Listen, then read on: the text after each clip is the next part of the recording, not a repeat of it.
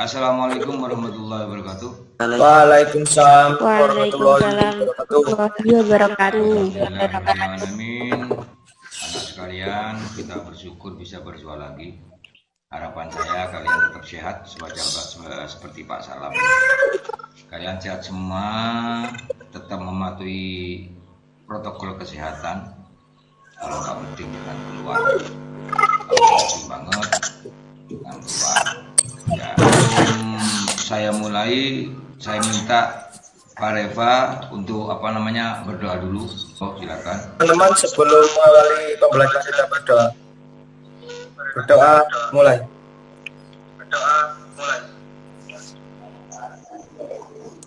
Selesai. Oke, terima kasih Reva. Semoga dengan doa kalian nanti jadi barokah untuk kita semua.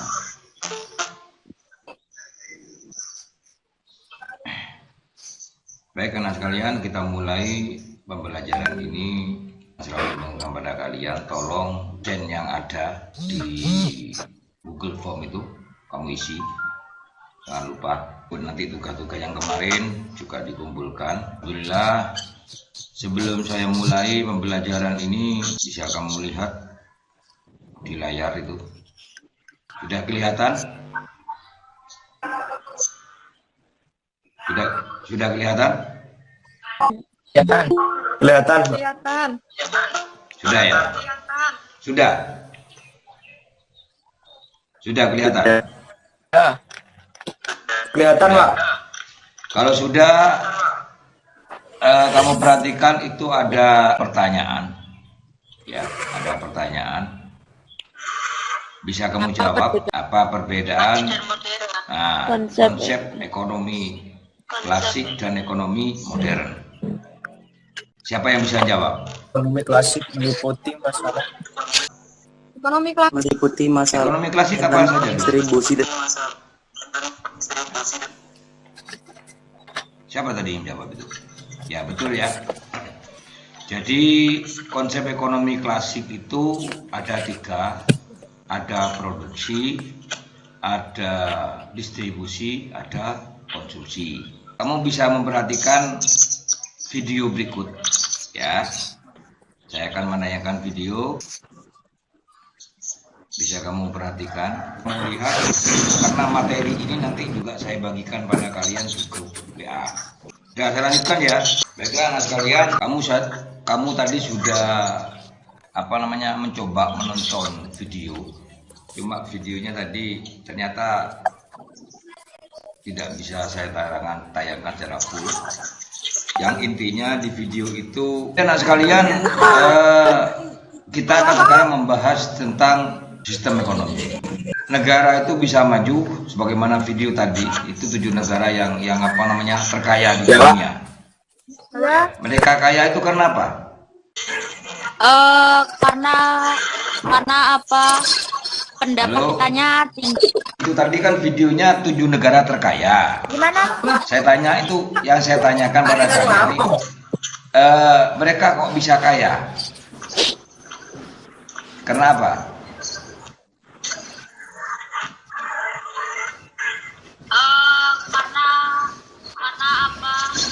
Pendapatannya tinggi, Pak.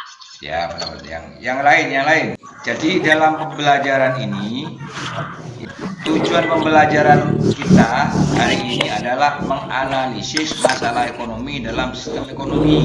Yang 42 adalah menyajikan hasil analisis masalah ekonomi dalam sistem ekonomi. Tujuan pembelajarannya melalui pendekatan saintifik dengan menggunakan model pembelajaran problem based learning.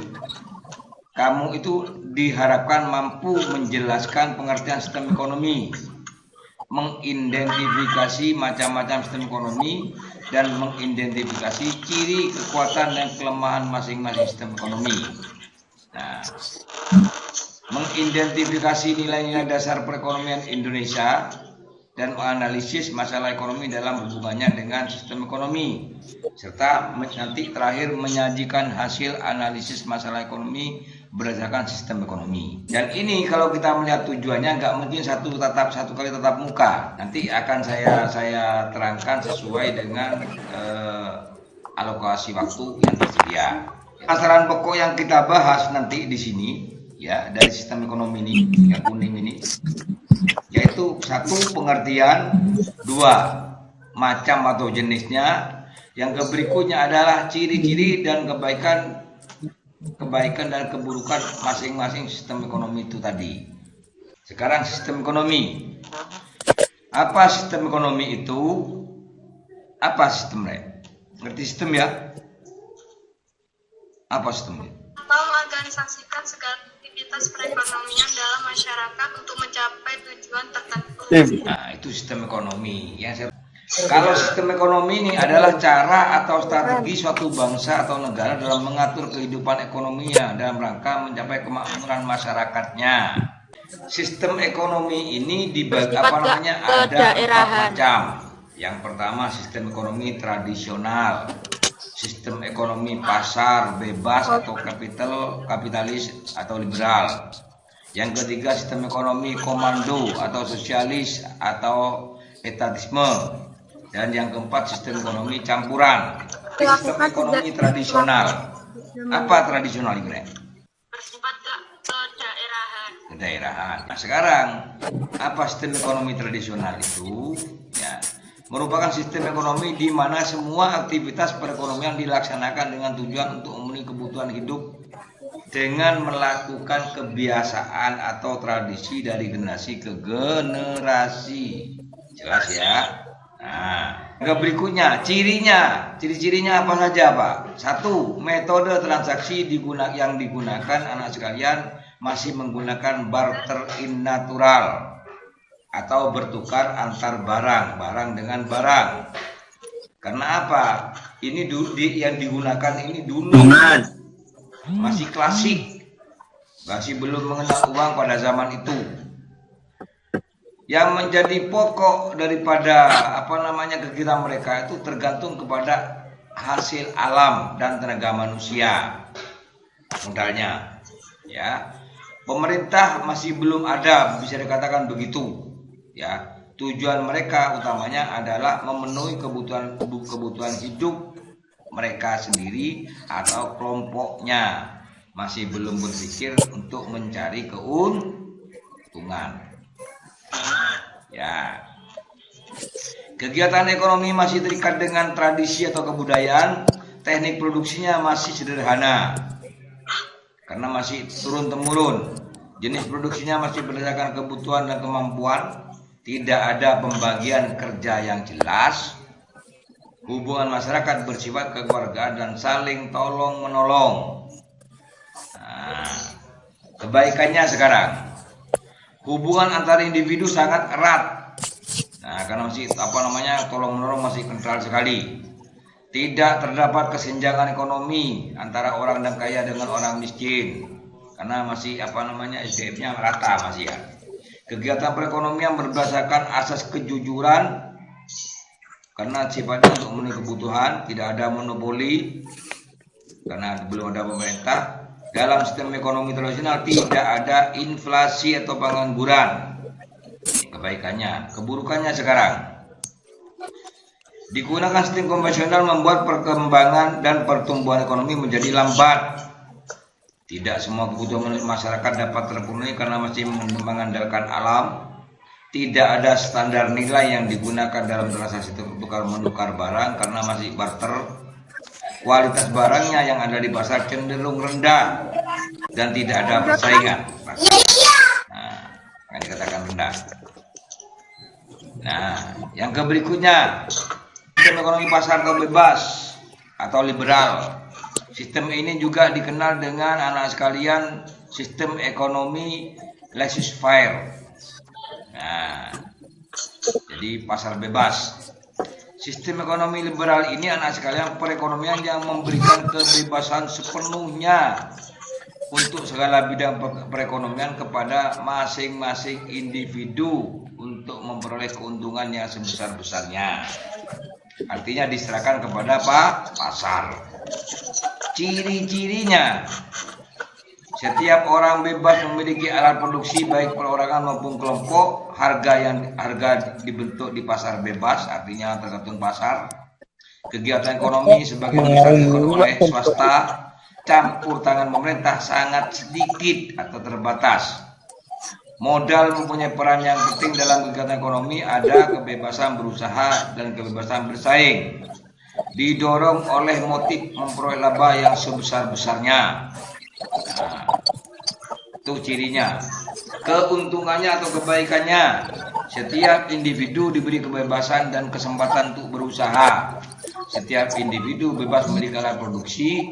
Setiap individu bebas memiliki bidang usaha yang disukai. Akibatnya, persaingan dapat menyebabkan adanya dorongan untuk maju. Produksi barang dan jasa ini nanti yang dihasilkan kualitas nanti akan jauh lebih baik, ya. Dan barang produksi ini sekarang di pasar ini sesuai dengan kebutuhan masyarakat. Keburukannya, kebebasan berusaha menyebabkan adanya kelompok yang sangat dominan. Dominan itu artinya menguasai. Sementara ada kelompok yang lemah, menimbulkan monopoli yang merugikan masyarakat, artinya ada yang menguasai, menimbulkan penindasan atau eksploitasi terhadap manusia karena mengejar keuntungan yang sebesar-besarnya.